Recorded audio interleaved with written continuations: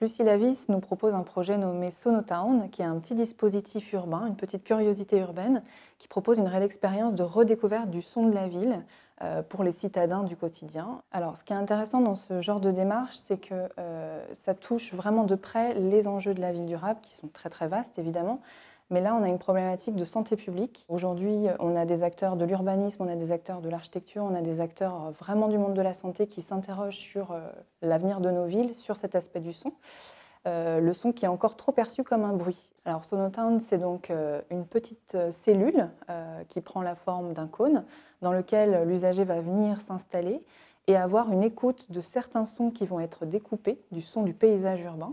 pour réapprendre à écouter et à identifier ce que sont toutes les composantes des sons de la ville. Ce n'est pas une sensibilisation, je dirais, au bruit, c'est vraiment une pédagogie sur juste réapprendre à avoir ce temps d'écoute de la ville et identifier ce que peuvent être finalement les sons facteurs de stress, les sons qui sont facteurs au contraire d'une dynamique particulière, d'une bienveillance, être plus acteur finalement de son parcours sonore au quotidien. C'est encore un champ qui est à investir et effectivement le designer a toute sa place pour faire en sorte que l'usager soit acteur de plus en plus voilà, du son dans sa ville et dans son quotidien. L'ensemble des acteurs qu'a rencontré Lucille, aussi bien dans le domaine de la santé, lié à l'audition, aussi bien dans le domaine de l'ingénierie du son, comme de l'aménagement de l'urbain, montre vraiment le potentiel de concrétisation de ce projet et c'est tout ce qu'on souhaite à Lucille voilà, dans l'avenir.